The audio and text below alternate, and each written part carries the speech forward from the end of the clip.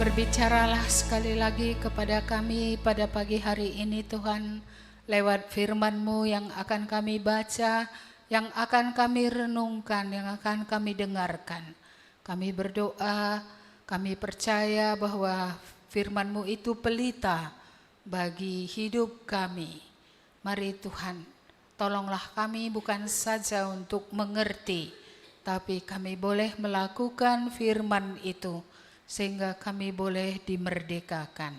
Berkati kami semua Bapa, baik kami yang mendengar, berkatilah kami, berkati yang menyampaikannya juga, supaya dengan pertolongan Tuhan tidak ada gangguan di dalam menyampaikannya. Dalam nama Tuhan Yesus kami berdoa. Amin. Silakan duduk Bapak Ibu. Mari kita membuka kitab Yakobus pasal yang pertama. Ya, ini tidak asing bagi kita, tapi kita akan belajar lagi.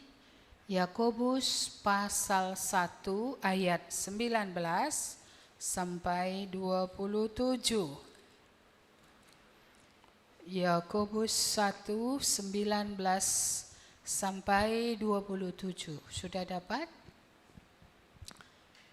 Yakobus 1. Iya, 19:27.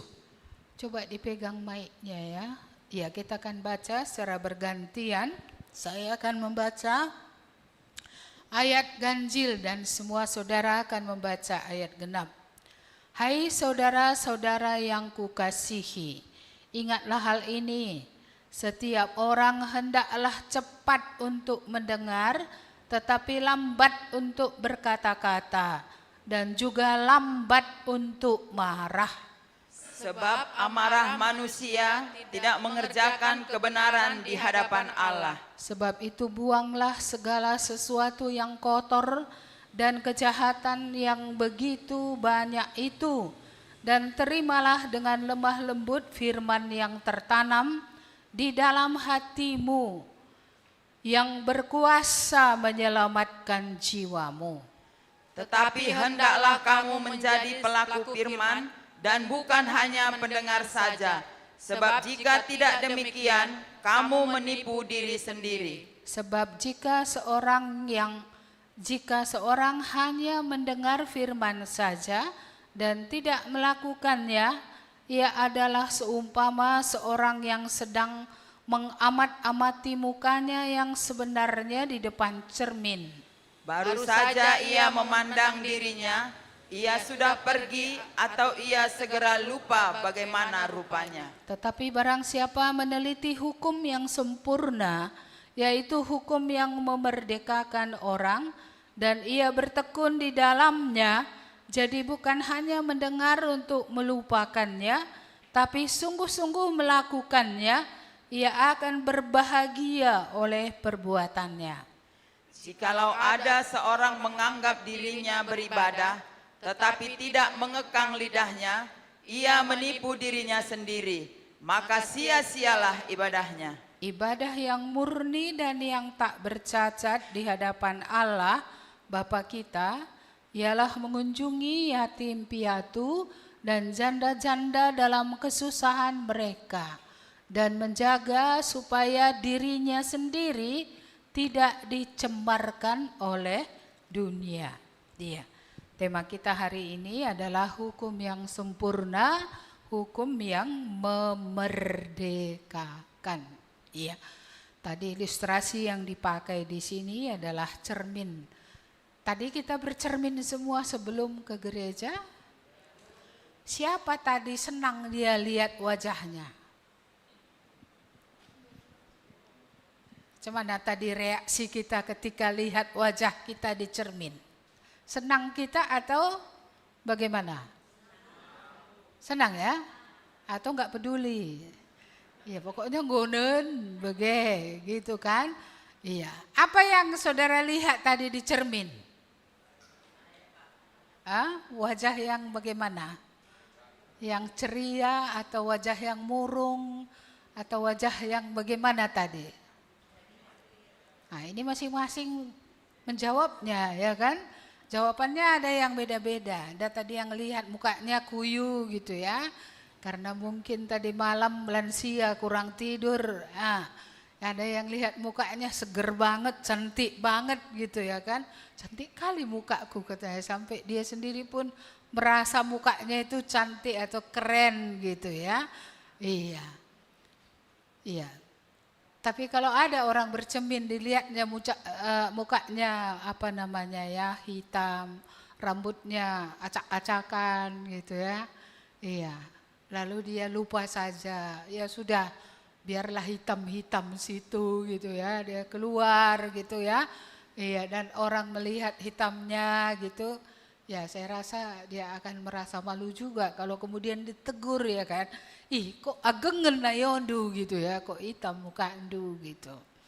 Iya, jadi inilah gambaran yang diberikan di dalam nats ini tentang bagaimana kita sebenarnya harus melihat ya ke kedalaman diri kita. Kalau tadi kita lihat wajah kita di cermin, kalau ada cermin yang panjang, bukan saja wajahnya lihat, tapi badannya juga putar lagi roknya ke belakang gitu ya kan. Apa kusut, apa kayak mana gitu ya kan. Bisa seluruh tubuh kalau dia yang panjang seperti itu ada cermin di rumah. Tapi kita jarang kok pakai cermin yang besar sampai seluruh tubuh bisa lihat ya. Umumnya yang kecil segini aja atau segini aja, cetek aja ya. Tapi yang kecil segini pun dia akan menunjukkan siapa kita. Iya. Jadi di mana kita bercermin untuk melihat siapa kita ya? Tentu cermin kita adalah hukum Allah tadi. Hukum yang sempurna, hukum yang memerdekakan. Apa itu? Firman Tuhan. Iya. Hukum Taurat itu tidak memerdekakan. Hukum Taurat malah menunjukkan kepada kita kesalahan kita. Tapi ada hukum yang memerdekakan, yaitu sebenarnya Injil ya, itu memerdekakan. Hukum kasih, hukum kebenaran. Iya. Di mana kasih Allah itu nanti membawa kita kepada kemerdekaan yang sejati. Di mana kebenaran itu yaitu Kristus sendiri yang akan juga memerdekakan kita. Di sini ada beberapa petunjuk tadi yang harus kita cermati. Hal yang pertama kita cermati adalah cepat untuk mendengar. Iya, cepat mendengar. Makanya Tuhan buat 2 telinga ya. Iya, lambat berkata-kata, mulutnya 1 biar bisa direm gitu ya kan. Supaya bisa dikontrol, lambat untuk marah. Ya, kadang-kadang kita orang cerita sama kita gitu ya, kita belum ngerti kali sebenarnya konteks apa yang dia bilang ini. Tapi kadang kita udah langsung respon ya, bereaksi gitu, gitu kan. Padahal belum ngerti tadi secara dalam konteksnya masalah ini gitu ya. Dalam keberadaan seperti apa kejadian itu gitu ya kan. Iya kayak sekarang lah yang apa namanya itu ya, yang digilas mobil apa itu ya, mobil tentara itu ya. Iya kita kan nggak lihat bagaimana situasinya gitu ya. Kadang ada gambar itu pun dari sudut mana dia ngambilnya. Iya, siapa tahu memang orang itu entah tersorong dari antara kerumunan ke jalan bertepatan dengan mobil itu lewat, kan bisa saja seperti itu, kita nggak tahu. Tapi kan itu kalau reaksi cepat itu berbahaya. Makanya ada istilahnya harus pelajari dulu, dengarkan dulu baik-baik. Iya, sebagai orang percaya Tuhan menyuruh kita punya telinga 2 ini benar-benar digunakan. Kita harus mendengar dengan baik-baik, ngerti betul. Ketika firman Tuhan pun diberitakan, ya maunya kita ngerti betul gitu. Iya, kita benar-benar mengerti. Makanya jika nggak mengerti bertanya, jangan kayak keong, iya kan? Kayak mana keong? Ya lalap dalam cangkangnya itu. Apalagi udah disenggol nanti sikit dosanya kan. Disenggol sikit tersinggung dia. Atau takut dia ketahuan. Atau gak mau dibukakan. Akhirnya masuk lagi ke cangkang. Akhirnya bagaimana? Ya gak pernah lah merdeka kalau masuk lalap ke cangkang. Iya, dia tidak mau ya. Ya, tidak akan sampai kepada kemerdekaan kalau seperti itu. Jadi kenapa banyak orang dengar firman Tuhan lalu enggak ada kita melihat perubahannya? Karena masuk ke cangkang dia tiap firman Tuhan itu menegur, menyakitkan hatinya kali ya, membuat dia tersinggung. Ya itu masuk dia lagi ke cangkangnya itu, apalagi orang-orang yang introvert. Kayak maksudnya nembak aku dia itu. Gitu dia terus kan. Gitu dia. Jadi makanya kalau ditegur orang kan langsung dia kan. Kalau nggak masuk ke cangkang meradang dia, dua itulah. Iya, satu dia masuk ke cangkang, satu dia meradang dia. Padahal tadi maksud orang itu ngomong pun belum tahu apa. Iya, maka hari ini Tuhan mengajari kita, iya, yang boleh cepat bukan berkata-kata, bukan marah ya, tapi yang boleh cepat adalah mendengar, dengar sampai betul-betul mengerti, betul paham. Ya, kalau mendengar lewat, sama juga nggak ada yang tinggal. Iya, jadi ini memang mendengar lalu memikirkannya, istilah kerennya meditasi ya, merenungkannya. Ya, sehingga ada yang tinggal dalam pikiran, tinggal kemudian masuk ke dalam hati. Ini sangat penting, mendengar. Jangan mendengar sambil lalu, makanya saat teduh nggak bisa sambil jalan. Siapa tahu saking cepatnya buru-burunya kan, biar ditanya nanti udah kubaca tadi gitu kan, gitu ya, nggak bisa. Harus betul-betul meluangkan waktu, harus betul-betul duduk untuk mendengarkan. Jadi mendengar itu yang pertama. Macam mana mau beriman kalau tidak mendengar? Iman lahir dari pendengaran akan firman Tuhan. Bagaimana dia bisa berubah kalau tidak mendengar? Dengarnya pun sekali seminggu aja di gereja. Ya kan? Maka tidak dibukakan banyak hal di dalam hidupnya. Karena dia tidak rajin, tidak tekun dia untuk mendengar apa yang dikatakan oleh firman Tuhan. Ya, jujur kita yuk, mana lebih lama kita mendengar daripada ngomong? Ngomong lebih banyak daripada mendengar. Iya, bahaya ya. Bahaya. Ngomong lebih banyak, mendengar lebih sedikit. Jadi apa yang diomongkan? Omong kosong lah kan gitu, entah apa saja. Pokoknya ngomong saja. Iya. Makanya kita ngomong pun asbun istilahnya ya. Atau sekarang pedua-tuaken, sok tahu tapi nggak tahu. Sok ngerti tapi nggak ngerti gitu loh. Tapi sudah ngomong. Iya, jadi mari ya kita benar-benar mendengar. Karena benar-benar seperti kitab Roma katakan, iman boleh lahir iman itu dari pendengaran, ya, dari perenungan akan firman Tuhan. Jadi iman orang akan makin naik kalau dia mendengar ataupun merenungkan dengan tekun. Jadi kalau ada orang nggak naik-naik imannya, mentet mencalalap, iya itu berarti kan dia bukan orang yang tekun di dalam mendengar, bukan tekun dia dalam merenungkan firman Tuhan.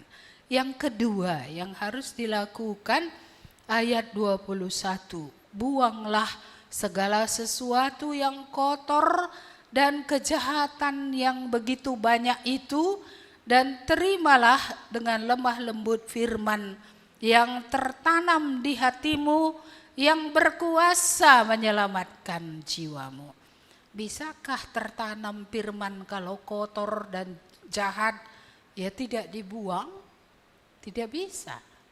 Jadi kenapa orang mendengar juga dia? iya kan? Tetapi tidak terjadi, ya. Firman itu menghasilkan buah berlipat ganda. Enggak terjadi. Mengapa? Karena tidak dia buang apa yang kotor dan apa yang jahat. Iya, jadi kalau mau tertanam firman itu benar-benar menyelamatkan kita, ya, itu benar-benar memerdekakan kita, harus dengan sikap bahwa yang kotor ini, yang jahat ini, yang Tuhan tidak berkenan ini memang betul-betul harus dicabut, dibuang dari hidup kita. Iya.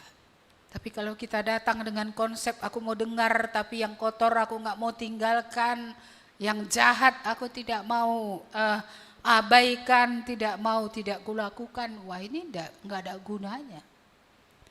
Iya, maka yang kedua ini tadi supaya firman yang didengar itu tadi ya bisa tertanam dan itu menyelamatkan, harus yang kotor, yang jahat dibuang. Masih ingat perumpamaan tentang tanah itu ya? Masih ingat ya, tanah berbatu-batu itu kayaknya sering kita ulang-ulang ya.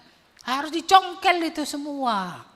Iya, supaya batu-batu besar yang ada di dalamnya itu dicongkeli semua supaya tinggal tanah yang baik, tanah yang subur.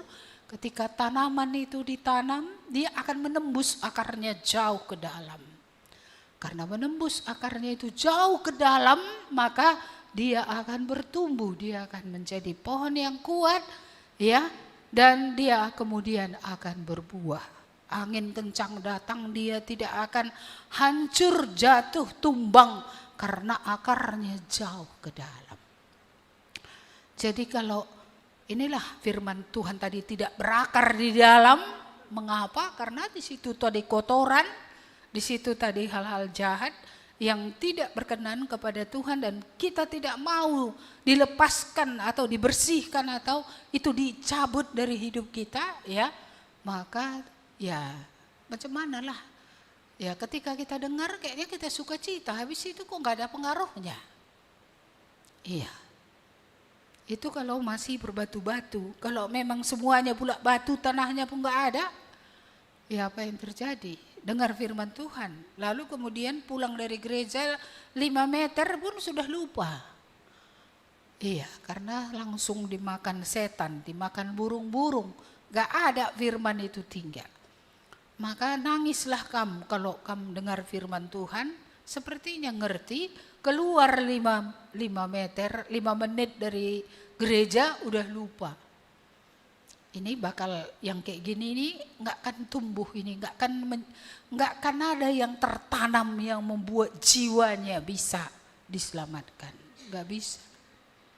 Iya, jadi merataplah kalau seperti itu, karena ini nanti hadir pun ke gereja ke nerakanya ini, nggaknya bisa ini. Iya, ini memang kalimat yang agak menyedihkan, tapi ya memang seperti itu. Maka banyak nanti seperti orang kaya itu, dia bukan tidak tahu firman Tuhan. Orang kaya dan Lazarus itu ya. Nah, orang kaya itu tahu firman Tuhan, makanya dia bilang ada 5 lagi saudaraku di bumi. Iya, tapi ada pada mereka kitab Musa dan kitab para nabi. Pada dia pun adanya kitab Musa dan para nabi. Tapi dia tak bertobat-bertobat. Iya, dia tetap tidak sampai kepada iman yang menyelamatkan itu. Sehingga akhirnya orang baik ini masuk ke dalam hukuman yang kekal. Kenapa saya bilang orang baik? Karena dia masih ingat 5 saudaranya. Dan sekalipun dia di tempat penderitaan, 5 saudaranya itu maunya jangan masuk situ. Ini kan baik ini. Kalau jahat itu aku udah sini menderita, biarlah semua kami menderita sini. Nah, itu jahat. Tapi ini aku menderita, aku tak mau mereka ke tempat penderitaan. Kan ada baiknya ya. Lagi pula kan baik dia itu ngasih makan Lazarus ya kan. Walaupun remah-remahnya, sisa-sisanya, tapi kan cukup baik. Orang baik masuk ke surga, salah. Yang masuk surga itu orang yang dimerdekakan oleh Tuhan. Ya, orang yang menerima hukum yang utama tadi, bahwa Allah telah mengasihi kita, karena itu kita harus keluar daripada dosa. Buanglah kotoran, buanglah kejahatan. Itu yang kedua. Mari kita lihat yang ketiga. Tetapi hendaklah kamu menjadi pelaku firman dan bukan hanya pendengar saja. Sebab jika tidak demikian kamu menipu diri sendiri. Sebab jika seorang hanya mendengar firman saja dan tidak melakukannya, ia adalah seumpama seorang yang sedang mengamati mukanya. Sebenarnya di depan cermin baru saja ia memandang dirinya, ia sudah pergi, ia segera lupa bagaimana rupanya. Tapi barang siapa meneliti hukum yang sempurna, yaitu hukum yang memerdekakan orang, dan ia bertekun di dalamnya. Jadi bukan hanya mendengar untuk melupakan, tapi sungguh-sungguh melakukannya, ia akan berbahagia oleh perbuatannya. Jadi yang ketiga adalah pelaku firman. Tadi mendengar ya, yang kedua membuang apa yang perlu dibuang supaya firman itu tertanam. Lalu yang ketiga adalah menjadi pelaku yang melakukannya dengan tekun. Dengan tekun. Iya. Jadi nggak bisa kita seperti berkaca tadi, ya udah lewat saja, lupa. Firman nggak bisa lupa. Firman itu ya harus sungguh-sungguh kita bertekun di dalamnya. Kita lakukan. Jadi kalau kita telah mendengar tentang Yesus yang adalah kebenaran, Dia yang sanggup memerdekakan kita. Kita menerima firman itu, kita menerima Yesus, kita dimerdekakan, dan dengan tekun kita hidup di dalam hidup yang baru yang dikaruniakan itu. Dengan tekun. Bukan waktu bertobat dulu awal-awal itu bertekun gitu ya kan, melakukan firman Tuhan. Lalu seiring dengan waktu memble ya, tidak lagi bertekun, enggak begitu. Kita tetap harus menjadi pelaku firman tiap-tiap hari. Tiap-tiap hari. Tadi dari lagu kita, apa yang kamu dengar? Apa tadi? Simpan-simpan sajalah gitu ya. Enggak ya? Lakukan apa yang kamu lihat, teladan yang benar yang kamu lihat, lakukanlah. Maka Allah damai sejahtera itu akan ada memerintah dalam hidupmu. Ini pun tadi kalau kamu melakukannya dan melakukannya dengan tekun, kamu akan berbahagia. Iya, jadi kalau kita melihat hidup kita lihat perbuatan kita, kita sendiri pun berbahagia gitu. Iya, terima kasih Tuhan. Engkau yang sudah mengubah aku sedemikian gitu. Jadi kita berbahagia, sama seperti tadi ya kan, kita udah berbedak kalau perempuan gitu ya, pasang lipstik sedikit gitu ya kan. Iya, lalu kita senang gitu, senang kita, tidak sia-sia tadi di make up-i, iya kan. Walaupun yang make up-i bukan salon, bukan ibu sumi, iya kan, tapi kita make up-i diri gitu, iya. Kita juga senang kalau kita lihat perbuatan kita, ya standarnya adalah firman Tuhan, seperti yang Tuhan mau itu kita lakukan. Tentu kita juga berbahagia, senang kita. Enggak kusangka Tuhan, kupikirnya aku enggak bisa melakukan seperti itu, tapi Engkau menolong aku sehingga bisa. Iya, sehingga bisa. Iya, kan semua orang kalau marah tadi kan enggak ada rem tadi ya. Tapi sebenarnya ada rem bagi orang percaya. Apa remnya? Firman Tuhan. Kalau kita ingat firman itu kan ngerem. Selain itu apa yang merem? Roh Kudus. Bukankah Roh Kudus yang tinggal dalam orang percaya akan menjadi rem juga, akan mengingatkan. Jangan teruskan omonganmu itu. Jangan katakan kata-kata itu. Kata-kata itu nanti terus diingat orang. Kamu bisa berubah, tapi orang menganggap kamu tidak pernah berubah. Kesanmu yang buruk, kesan yang buruk tentang engkau itu tetap akan terekam dalam jiwanya. Iya, kesaksian menjadi tidak baik. Padahal kita nanti berubah juga oleh perkataan Tuhan yang kemudian. Ngapain kau itu? Iya Tuhan, ampunilah aku nggak mau lagi gitu kan, berubah. Tapi orang lain kan nggak melihatnya langsung. Apalagi orang-orang yang hanya melihat dari jarak jauh. Dia belum melihat apa-apa. Jadi dia pikir ya memang iya begenge gitu, dia pun kayak gitunya gitu kan. Iya. Jadi perlu kita betul-betul ya bertekun melakukan. Supaya dengan melakukan yang baru, kita tidak akan lagi kembali kepada yang lama. Kenapa orangnya kadang tidak menjadi baru? Karena dia tidak bertekun dalam yang baru ini, jadi dalam keadaan diam, seperti rumah kosong itu, kalau kosong kan masuk 7 kali lipat, lebih jahatlah dia. Maka orang setelah meninggalkan hidup lama, harus hidup dalam hidup yang baru. Tidak bisa diam gitu, kosong, nggak ngapa-ngapain gitu, nggak bisa. Iya, maka setiap orang yang hanya diam, tidak berbuat apa-apa, tidak bertekun di dalam melakukan firman Tuhan, itu bisa nanti kembali lagi kepada hidupnya yang lama. Tapi kalau dia sudah menerima tadi firman itu, dia bertekun di dalamnya, maka firman itu akan terus membaharui dia, memerdekakan dia, menyucikan dia, membimbing dia, mengajari dia, memperlengkapi dia. Sehingga dia bukan saja dia dikuduskan, tapi dia akan menjadi orang yang berguna dalam tangan Tuhan. Iya, tidak bisa kita berguna kalau enggak ada terus-menerus kita bertekun dalam hidup yang baru itu. Kadang-kadang situ, kadang enggak gitu. Lalu bagaimana kita bisa berguna di dalam tangan Tuhan? Jadi ini sangat penting ya. Meneliti hukum yang sempurna. Meneliti hukum yang memerdekakan. Artinya benar-benar mengamat-amati. Benarkah apa yang dilakukan oleh firman ini dalam hidupku gitu? Emang apa yang terjadi setelah firman ini ya kulakukan dalam hidupku? Apa yang terjadi? Kan nanti akan nampak, itu namanya meneliti dengan seksama. Ya, akhirnya tahu, oh ini berubah setelah firman ini kuterima, kupegang, kulakukan. Ini yang berubah. Ini menjadi begini. Aku menjadi penuh pengharapan.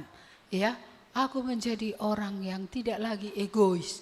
Aku tidak lagi menjadi orang yang cuek, tapi aku menjadi orang yang peduli. Aku menjadi orang yang mengasihi karena Tuhan sudah lebih dahulu mengasihi aku dan memerdekakan aku. Ini sangat penting ya. Baik, yang berikutnya. Ayat 25 tadi terakhir, ayat 26. Jikalau ada seorang menganggap dirinya beribadah, tetapi tidak mengekang lidahnya, ia menipu dirinya sendiri, maka sia-sialah ibadahnya. Jadi ibadah itu bukan maksudnya kebaktian gini atau ibadah pribadi kita di rumah, tapi ibadah yang sesungguhnya adalah hidup yang dipersembahkan atau hidup yang berkenan kepada Tuhan. Jadi Tuhan tidak akan berkenan terhadap hidup yang lidahnya itu ya tidak terkontrol. Iya, jadi lidah ini ya sangat diperhatikan oleh Tuhan. Selain kelakuan kita tadi, bagaimana tadi kita keluar dari yang kotor dan yang jahat, dia mengamat-amati lidah kita. Saya dulu lama belajar dari pemazmur yang berkata, Tuhan berjaga-jagalah di pintu bibirku supaya aku tidak akan mengatakan perkataan yang akan kusesali. Berjaga-jagalah. Hampir berbulan-bulan saya berdoa supaya Tuhan berjaga-jaga. Karena kalau Tuhan tidak berjaga-jaga, tidak ada rem tadi, ya saya orangnya emosional, ya, langsung keluar gitu ya. Seperti Petrus, tanpa mikir gitu ya, langsung ngomong gitu. Ya, tapi Tuhanlah yang menolong sehingga akhirnya ada rem tadi. Jadi ibadah yang benar kalau menurut kitab Roma itu kan mempersembahkan tubuh untuk digunakan oleh Tuhan. Iya kan? Jadi tubuh ini nanti enggak akan berguna apapun yang kita lakukan kalau menjadi batu sandungan bibir kita ini. yang baik pun kita lakukan, kalau bibir kita ini ngomong kasar atau ngomong sesuatu yang ya nggak baik, ini akan merusakkan kesaksian perbuatan yang baik. Jadi perbuatan tadi sudah baik, tapi ngomongnya ini loh, iya yang membuat, iya ada Nina kalak karo, nak tak apa kue sitik katanya, daging kue sitik katanya. Aku dulu nggak ngerti itu, kayak mana maksudnya kalau orang itu ngomong jatuh sedikit dagingnya dari mana, dari jantung atau dari hati ya. Iya, artinya begitu dalamnya itu berpengaruh terhadap dia. Jadi kalau kita sudah datang kepada Tuhan, menyembah Tuhan, memberi diri kita untuk boleh memuliakan Tuhan, jangan sempat rusak semua yang kita kerjakan karena lidah. Karena lidah ini kalau kita baca lebih lanjut dalam Yakobus ini lidah ini digerakkan oleh api neraka katanya. Tapi kalau udah bertobat jangan lagi lah api neraka yang menggerakkan ya. Tapi Roh Kuduslah yang menggerakkan. Lidah dibilang seperti api. Kalau kecil terkontrol dia berguna dia. Masak makanan kita di belakang sana. Tapi kalau iya apinya membesar, membakar seluruh ya pegunungan, nggak ada lagi gunanya sama sekali, nggak ada. Iya, jadi seringkali banyak orang dari segi kesaksian perbuatannya sudah baik, tapi kesaksian lidahnya ini nggak baik. Nah, ini jaga, karena kalau kesaksian lidah ini yang nggak baik, sia-sia tadi yang dikerjakan itu. Karena yang direkam orang apa? Perkataan itu. Makanya orang pepatah Indonesia itu ya, mulutmu adalah harimau. Masa harimau sih? Iya, mulutmu adalah harimaumu katanya. Jadi lewat mulutmu kau menerkam, kan gitu maksudnya itu ya. Iya, makanya kitab Yakobus bilang janganlah dari mulut satu kita memuji Tuhan, tapi juga dengan mulut yang satu itu kita ya mengatakan hal-hal yang tidak berkenan pada Tuhan. Saya harap nggak ada lagi kebun binatang di rumah kita ya. Yang sana anjing, yang sana kucing, yang sana ini nggak ada lagi ya. Kalau yang kayak gitu nggak ya. Iya, dan kalau terpeleset pun nggak lagi mengucapkan kata yang zaman dulu ya. Cakap caram atau apa gitu. Nggak lagi keluar dari lidah kita. Lidah yang menggosip ya. Lidah yang memfitnah. Lidah yang tidak membangun. Saya rasa ini satu pelajaran yang tidak mudah. Iya, karena kalau tidak terkontrol tadi dia akan lepas juga. Iya, dan kemudian tadi tidak terkendali karena ini sampai dari sini sampai ke sana. Tidak ada rahasia. Karena dari sini nanti jangan bilang-bilang ya katanya ke sana. Datang lagi ke sana, hanya kita yang tahu ya, jangan bilang-bilang ya katanya. Seisi kampung jadi tahu. Ini bahaya ini lidah ini. Ya, jadi lebih baik memang ditahan saja supaya nggak keluar, kan nggak ada bahannya, ada apinya kemana-mana ya. Iya, jadi ibadah yang sejati itu adalah apa namanya tadi, ada pengendalian, bukan saja tadi kelakuan terkendali, tetapi juga lidah terkendali. Iya, kelakuan ini pun perlu terkendali, makanya tadi yang kotor ada kesempatan untuk mencuri misalnya, ada kesempatan untuk menipu ya jangan gunakan kesempatan itu karena itu yang kotor, yang tidak berkenan kepada Allah.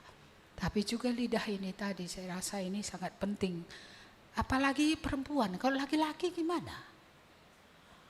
Apakah laki-laki tidak punya dosa lidah ya? Rasa laki-laki ini kan jarang ngomong ya. Atau banyak ngomong.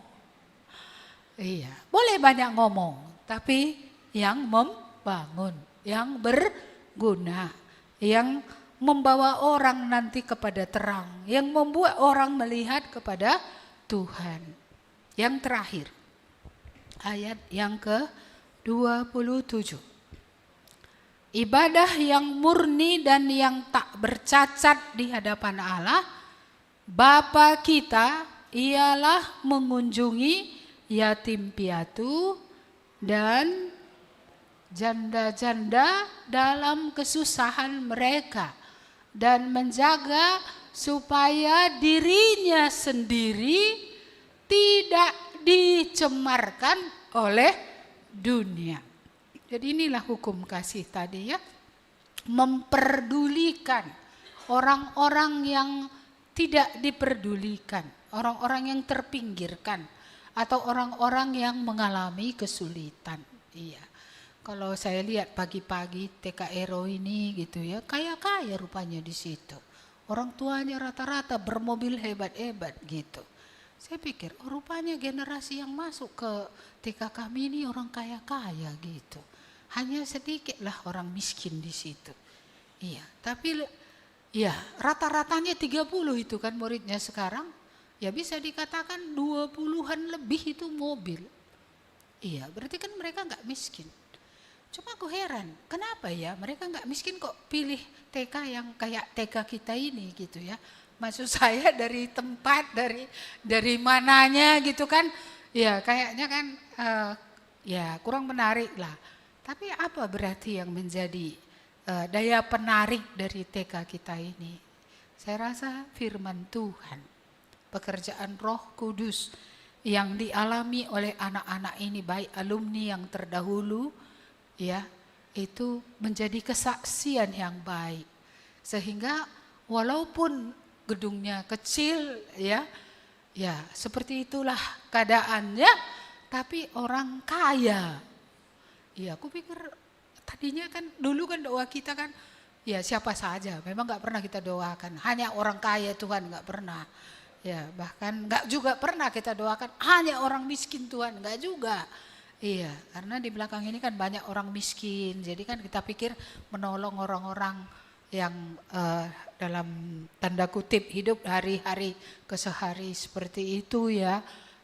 Jadi seperti itu. Jadi saya lihat itu, rupanya generasi yang ini apa ya gitu. Agak beda dengan sebelumnya. Sebelumnya mobil sedikit. Kalau yang ini banyak, pagi-pagi jadi gang ini menjadi gang sempit gitu. Iya. Jadi itu kenapa begitu ya? Ya karena firman Tuhan tadi hidup oleh pekerjaan Roh Kudus tadi. Ya saya tidak tahu juga orang gereja kita gereja yang berbelas kasihan. Entah dari mana mereka tahu, nggak tahu saya. Nah, jadi ke gereja yang berbelas kasihan itulah katanya. Loh, kalau gitu kami ini nanti apa jadi gereja sosial ya? Kupikir juga. Apa berubah nanti kami dari firman Tuhan ke sosial gitu. Ya, tapi sejauh ini Tuhan menolong kita menjaga sosial itu perlu, tapi bukan itu number one. Bukan itu. Kita dipanggil untuk memberitakan Injil supaya Injil keselamatan ini sampai kepada orang lain. Baik itu anak-anak, baik orang remaja pemuda, baik dewasa, ya, supaya mereka sampai kepada hidup keselamatan, hidup bersama Tuhan di bumi dan hidup bersama Tuhan sampai surga. Iya, belas kasihan memang juga harus ada. Tapi ya kalau hanya diakonia, hanya belas kasihan, tapi Injil nggak sampai juga arti kematian Yesus. Karena Yesus memang datang untuk menyelamatkan. Tapi di sini tadi kita kembali diingatkan bahwa selain hukum itu memerdekakan tadi kita keluar dari dosa, menyelamatkan, kita juga harus peduli, harus ada belas kasihan tadi untuk anak-anak yatim piatu, untuk janda-janda ya, untuk orang-orang yang terpinggirkan, orang-orang yang tidak diperdulikan oleh orang lain. Sebenarnya kalau dibandingkan dengan agama Buddha, mereka lebih kasih daripada kita. Saya melihat ketika di Adamalik itu satu rumah mereka sewa besar, rumah besar disewa. Siapapun boleh nginap di situ tanpa bayar. Bahkan kadang-kadang orang-orang itu mengantarkan makanan kepada pasien-pasien yang tinggal di situ. Ini adalah sosial. Tapi akankah orang-orang yang menerima kebaikan ini sampai kepada keselamatan jiwanya? Nah, ini yang menjadi tanda tanya besar. Bahkan jelas jawabannya adalah tidak. Iya. Jadi kalau dari segi kebaikan atau kasih gitu, kasih yang memberi seperti itu ya, kita orang Kristen ini kadang lebih celit pun ku tengok. Celit, kikir. Iya. Iya, kikir. Kalau memang nggak ada ya nggak bisa memberi, itu wajar. Karena nggak pula Tuhan bilang, kalau nggak ada minjam kau biar bisa memberi. Nggak ada, Alkitab berkata begitu. Berilah ada apa yang ada padamu. Tapi seringkali yang ada pada kita ini nggak bisa keluar kalau udah masuk kantong. Udah ikat semua, gitu ya kan? Sudah tali apa itu ya? Tali rami, tali apa yang kuat? Saya enggak tahu, pokoknya iya, nggak bisa keluar. Saya masih ingat dulu teman saya ngajar. Suaminya itu kasihan kali aku. Nggak cukup dibuatnya minum teh manis pun di kantong suaminya itu. Suaminya memang udah gajian nyetor sama dia gitu. Tapi saya rasa dia mempermalukan suaminya itu dengan tidak memberikan hak yang cukup lah. Seperti itu. Jadi akhirnya suaminya ini suruh selalu anak-anak, ambilkan dulu mie di kedai atau apa goreng atau apa sering dibuat mama apa bakwan.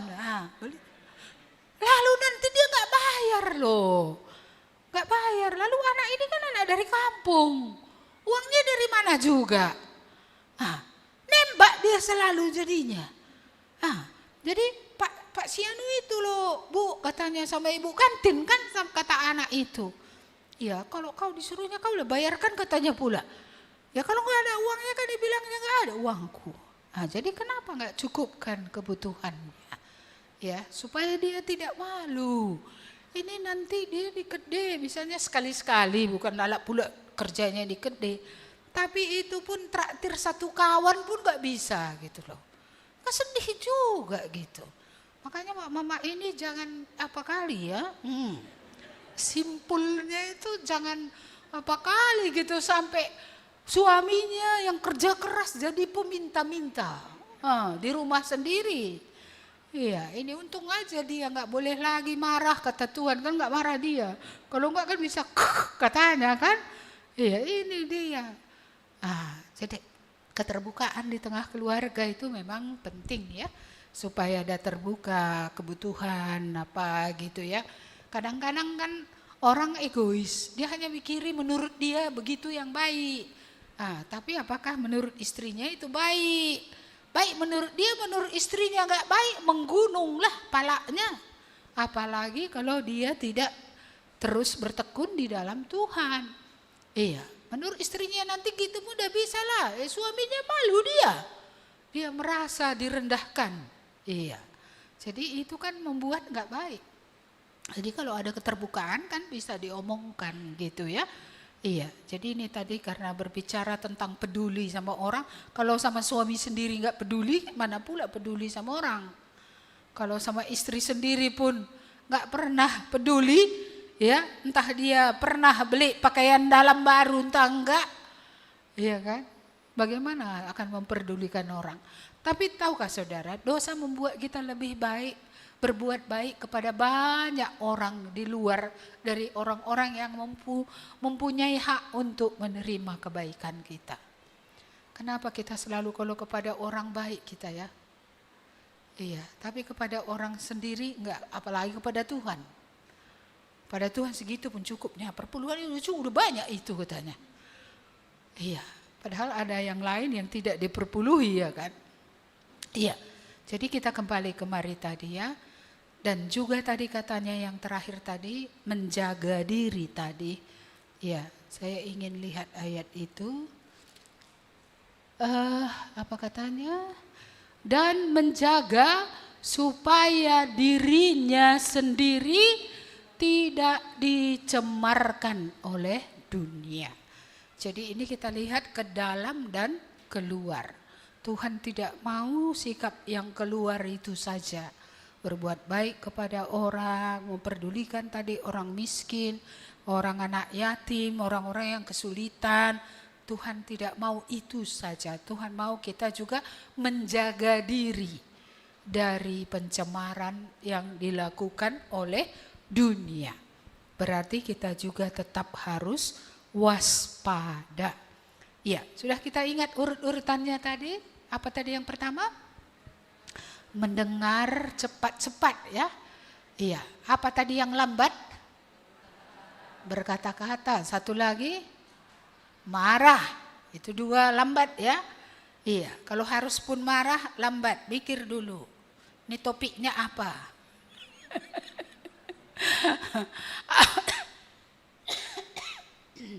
Apa nanti dampaknya marah ini? Ini akan membawa dia melihat Tuhan, ataukah membuat orang itu semakin kecut hatinya, ya, bahkan semakin jauh dari Tuhan. Iya, maka harus kita pikirkan kemarahan kita ini kira-kira dampaknya apa. Yang kedua tadi apa? Iya, supaya bisa tertanam tadi firman itu harus ada yang dibuang. Buang yang kotor, buang yang jahat. Yang ketiga, jadilah pelaku. Pelaku bukan di awal pertobatan saja, tapi terus menjadi pelaku firman Tuhan seumur hidup kita. Karena itu kita harus tadi dengan seksama meneliti bagaimana firman itu memerdekakan kita. Apa yang baru yang dikerjakannya dalam pikiran kita, dalam hati kita, dalam tingkah laku kita, dalam kita berelasi dengan orang lain. Nah, ini kita harus amat-amati dia. Kalau enggak ada pengaruh firman itu dalam hidup kita, masih dalam tanda kutip ini, siapa tahu enggak berpengaruh karena masih ada yang perlu dibuang tadi, yang kotor dan yang jahat. Yang keempat tadi adalah soal ibadah yang sejati, yaitu hidup berkenan kepada Tuhan. Itu bukan saja soal kulit luar, tapi itu juga adalah soal lidah. Soal lidah. Iya, lidah yang terkontrol akan membuat perbuatan kita diteguhkan. Tapi lidah yang tidak terkontrol, perbuatan baik yang ada pun bisa hilang semua. Tidak nampak. Lidah ini seperti nila setitik ini merusakkan yang lebar. Karena itulah kita harus memohon kepada Tuhan supaya bisa lidah kita ini dikendalikan oleh Roh Kudus. Dan akhirnya kita bisa mengucapkan kata syukur, kata yang memuliakan Tuhan, kata yang membangun, bukan kata yang menghalangi orang masuk ke surga, bukan kata yang menghalangi orang untuk bisa bangkit dari keterpurukan. Dan termasuk dalam ibadah ini tadi adalah hubungan sosial. Bagaimana kita memperhatikan orang-orang yang kurang beruntung, orang yang kurang diberkati, ya, orang-orang yang miskin tadi, orang yang yang mengalami kesulitan, yatim piatu dan juga tadi para janda. Dan yang terakhir tadi diingatkan supaya dia menjadi lengkap, ya kan? Iya, jangan dirimu sendiri nanti melakukan yang baik, tapi kamu sendiri dicemarkan oleh dunia ini. Karena itu kita boleh berbuat baik, tapi jaga supaya jangan kita terpengaruh oleh dunia, oleh hal-hal yang tidak berkenan kepada Allah.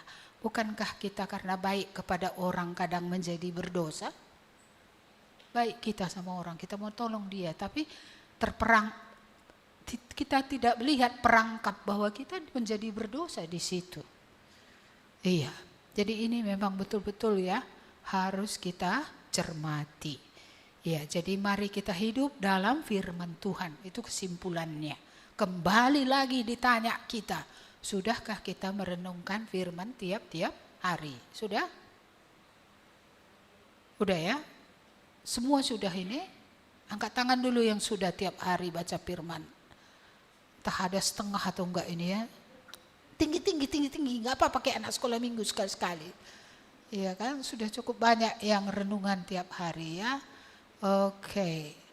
Berapa menit? 5 menit? 15 menit? Setengah jam? Berapa lama? Iya, ada yang sambil berdoa dia sudah 1 jam katanya. Iya, kalau buru-buru pagi-pagi boleh 15 menit ya, atau setengah jam kadang terlalu banyak, apalagi dengan anak-anak. Tapi kalau malam hari kita bisa memiliki waktu yang jauh lebih banyak. Kecuali ibu-ibu yang ibu rumah tangga, ya, dia pasti di pagi hari juga pasti lebih banyak waktu. Tapi siapkan dulu keperluan seisi rumahnya. Karena kan itu tugas ibu-ibu ya, menyiapkan makanan untuk seisi rumahnya. Mempersiapkan baju hangat di musim dingin katanya. Iya, jadi artinya memperhatikan kebutuhan-kebutuhan keluarga itu secara bertahap terus-terus tiap-tiap hari. Jadi renungkan firman Tuhan. Lalu yang kedua, siapa yang melakukan firman Tuhan tiap hari? Nah, itu yang kedua. Tadi merenungkan ya, membaca, merenungkan. Yang melakukan tiap hari, sebanyak yang angkat tangan tadi juga, lakukan. Hari ini aku mau melakukan firman yang ini. Kurasa yang ini belum sempurna aku melakukannya. Dalam hal yang ini aku mau menang. Aku mau melakukannya. Lakukan. Iya. Kalau kamu tadi kikir, belajar berkemurahan. Kalau kamu selama ini tidak peduli, coba memperdulikan 1-2 orang dalam 1 minggu. Iya. Dalam 1 minggu itu 1-2 orang. Dalam hal apa yang paling lemah, coba itu doakan untuk berubah. Apa yang paling lemah? Karena ada orang memang tidak peduli dengan orang lain. Dia hanya peduli dengan dirinya sendiri. Kalau urusannya beres, memang semua dibuatnya. Tapi sitik pela berkemurahan gitu ya. Nggak ada di dalam dia jiwa yang mau mengalah gitu. Nggak pernah mau lebih 1 kilometer gitu, atau seperti yang Tuhan bilang ya, kalau kamu disuruh berjalan 1 mil, berjalanlah 2 mil. Dia nggak pernah bisa 2 mil, 1 mil, pokoknya bagianku sudah katanya. Nggak ada pada dia sikap yang memberi lebih jauh, mengerjakan lebih banyak gitu. Di rumah kan banyaknya itu menjadi masalah, cuma itu tugasku katanya. Tugasku kan kulakukan. Si Anu yang menjadi masalah di rumah ini kata. Iya, si Anu itu sedang ada masalahnya.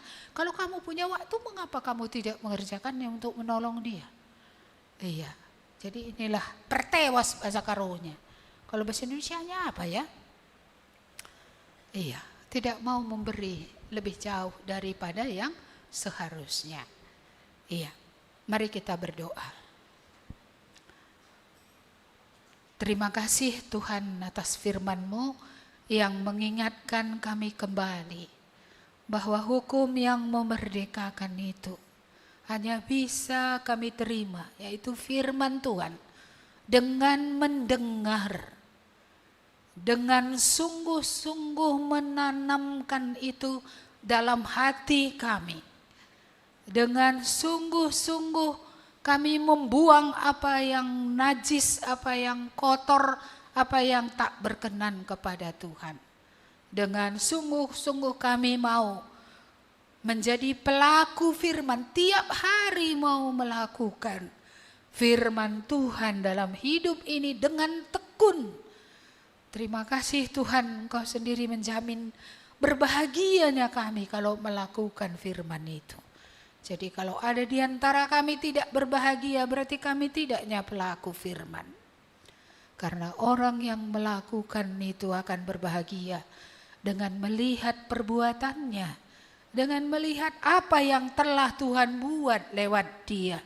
Dia akan berbahagia dan dia akan memuji Tuhan untuk hak istimewa melakukan hal yang benar di hadapan Tuhan. Terima kasih Tuhan, hari ini kami diingatkan kembali supaya kami tidak hanya berbuat baik di luar, tapi juga menjaga diri kami dari segala pengaruh dunia ini. Engkau mau ya Tuhan, supaya hidup kami luar dalam berkenan kepada Tuhan. Dan Engkau juga mengingatkan kami pagi ini, lidah ini ya Tuhan. Karena banyak kali lidah ini tidak terkendali, tidak terkontrol. Lidah ini menyakiti orang yang kami kasihi, merusakkan orang-orang yang kami kasihi.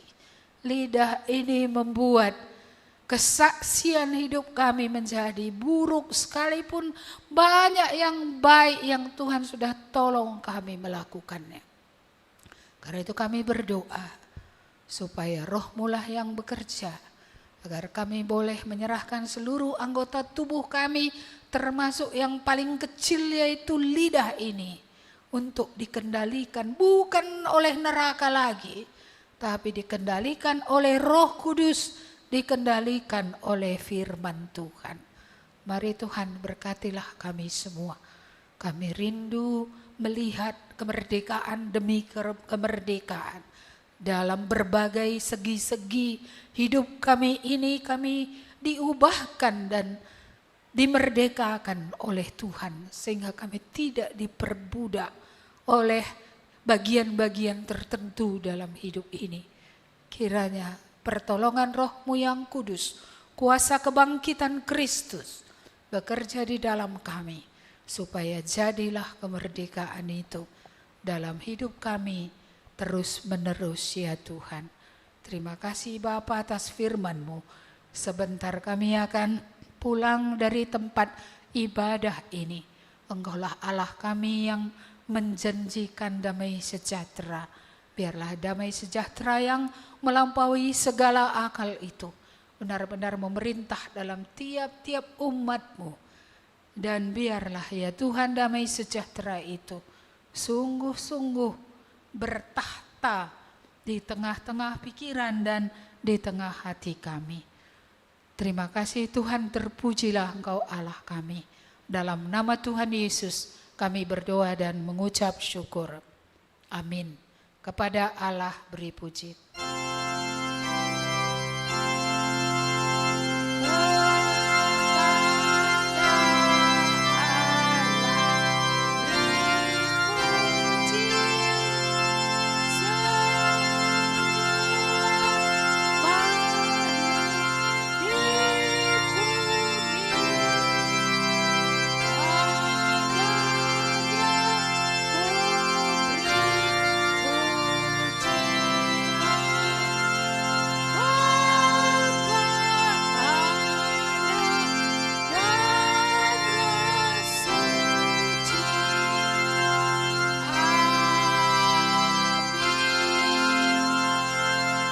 Amin. Selamat hari Minggu, Tuhan memberkati.